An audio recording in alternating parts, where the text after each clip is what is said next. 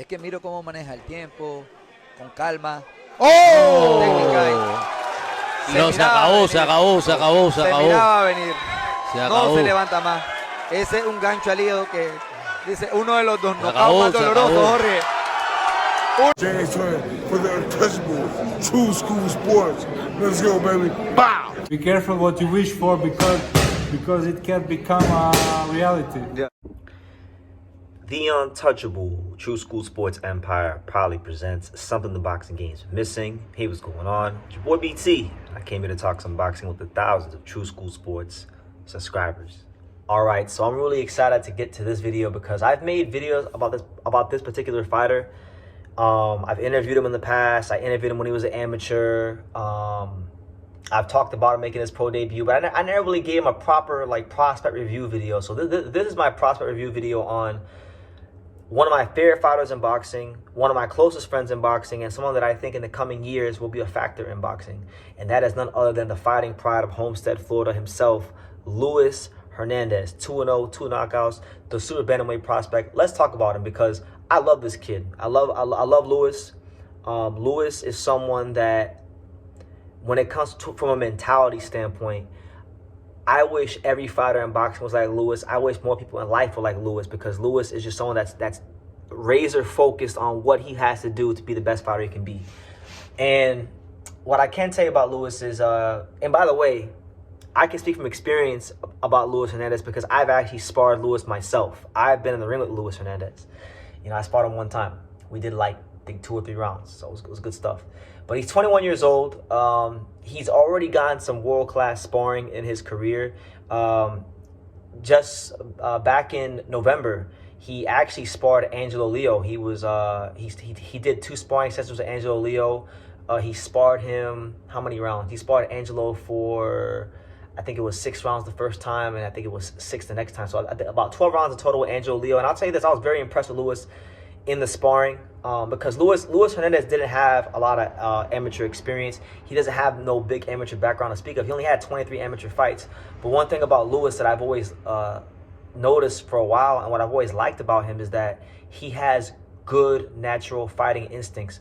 And the thing about fighters is that you can get fighters that don't have big amateur pedigree, but sometimes they can actually wind up being better for the pro game than even the most well-seasoned amateurs, because some fighters just have great natural fighting instincts, and he's one of those fighters. So, you know, there were adjustments that were made on both sides from both fighters, and I was very impressed with the adjustments Luis made. Now, obviously, Angelo Leo's a world-class fighter, world champion, so there was obviously some things Luis didn't know what was happening in the ring. But for someone who was that inexperienced in comparison to Angelo Leo, I thought he did very good in the sparring. He sparred Eric Lances Jr., who's got 13 pro fights, who's a pretty solid puncher at 140, and then they sparred plenty of rounds. He also sparred with Jonathan Lopez, who is a top contender at featherweight, who I believe now is moving to 130. A lot of people are pegging Jonathan Lopez to be a big deal in the professionals. They're pegging Jonathan Lopez to be someone that can be a world champion. Jonathan Lopez has signed to Canelo Alvarez, Eddie Reynoso, and all these kind of things. And I mean, I wasn't there when they sparred, but from all accounts, from what I've heard, not to put it out there too much, but I heard Luis did pretty well. Jonathan Lopez. And so yeah, he's gonna be fighting very, very soon. So you guys won't have to take my word for it much longer. You guys can watch him fight for yourself, because he's gonna be fighting on the undercard of the February 28th show in Oaxaca, Mexico, which is the Eduardo Rocky Hernandez Rene Telis Garon undercard. He'll be on that card, so make sure you guys check him out there. His style is very interesting because he's Mexican, right? Mexican American. He grew up in South Florida, and Luis, he does have the Mexican style where he comes in the high guard and he comes to try to beat the brakes off of you. But one thing about Luis that I know from being in the ring with him and seeing him spar so many rounds is that Luis, first of all, he's very in shape, so the punches aren't going to stop coming. They're gonna keep coming at you. But one thing that will surprise you, and one thing that surprises a lot of people when they get in the ring with Luis, is they look at him marching forward in the high guard, throwing all these punches, and they don't really think of Luis Hernandez as a slick fighter. But there are many times I've seen it in sparring and when I've sparred Lewis, where he has actually shown slickness. And he's very good at catching punches on his gloves as well. So defensively, he's a better fighter he's a better fighter than it looks like on tape or that you would give him credit for. And the best thing about Lewis is that Lewis is still very, very young. He's in his early 20s.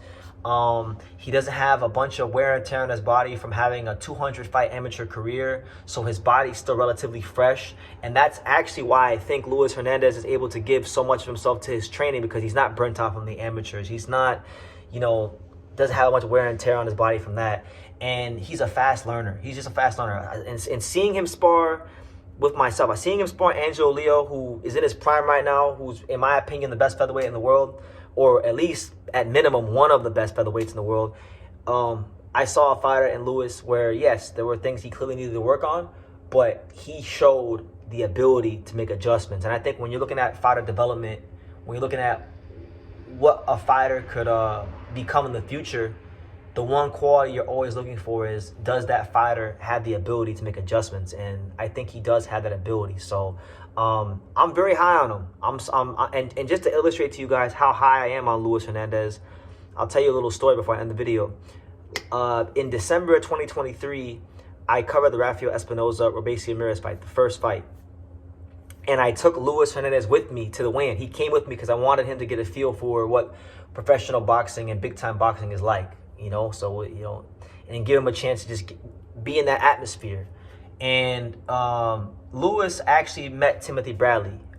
He met Timothy Bradley. I had him talk to Timothy Bradley.